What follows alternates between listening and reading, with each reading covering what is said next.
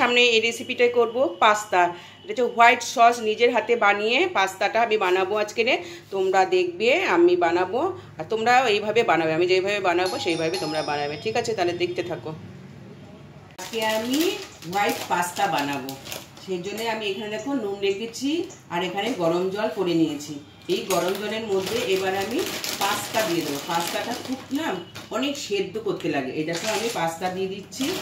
আর white সসটাও আমি তোমাদের সামনে আজকে বানাবো। পাস্তাটা আমি সিদ্ধ করে নেব, তারপরে আবার তোমাদের সামনে আসবো। বুঝেছো বন্ধুরা, অনেক সময় লাগে পাস্তা সেদ্ধ করতে। এই দেখো পাস্তাটা সিদ্ধ হয়ে যায়, তারপর আবার আসবো।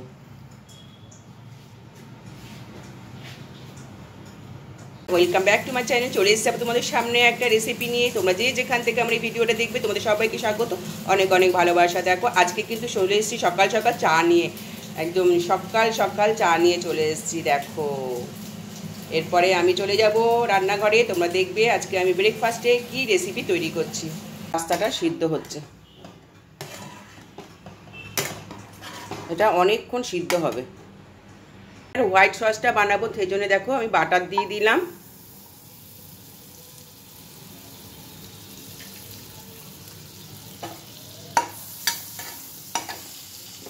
এর ভেতর এবার দুধ দিয়ে দিচ্ছি, বাটার দুধ দিয়ে দিলাম, সামান্য একটু নুন দিয়ে দিলাম। এখানে এই যে ময়দা দেখেছো, 2 চামচ ময়দা রেখেছি।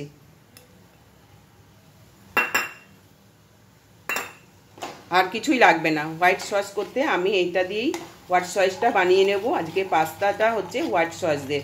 ঠিক আছে বন্ধুরা, ভালো করে এটাকে মেল করে নেব, ময়দাটা যাতে গুলে যায়।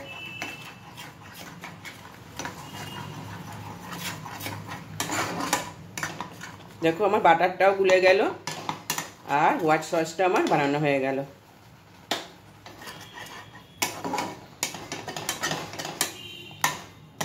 দেখতেই পাচ্ছ আমার হোয়াইট সস বানানো হয়ে গেছে।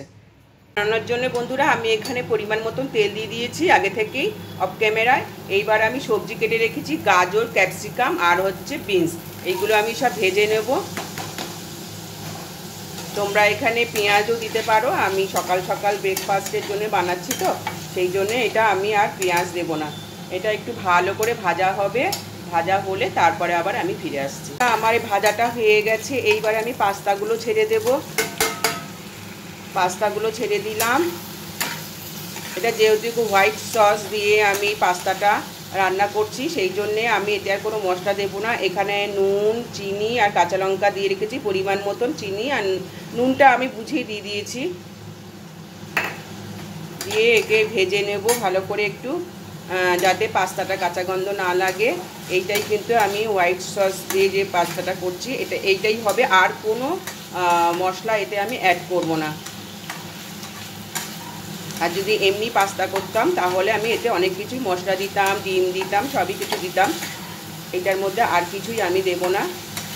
মশলা তোমরা দিতে পারো, গোলমরিচের গুঁড়ো দিতে পারো, যেহেতু আমার ঘরে গোলমরিচ নেই তাই জন্য আমি গোলমরিচের গুঁড়োটা দিতে পারলাম না। তোমরা দেখতে থাকো। আমার পাস্তা রেসিপি তৈরি হয়ে গেছে একদম। এবার আমি সার্ভ করে তোমাদেরকে দেখিয়ে দেবো। ঠিক আছে বন্ধুরা,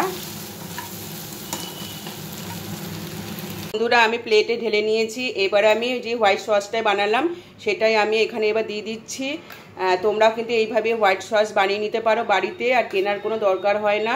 আমি এইটা দিয়েই আজকের সকালে ব্রেকফাস্টটা করে নেব।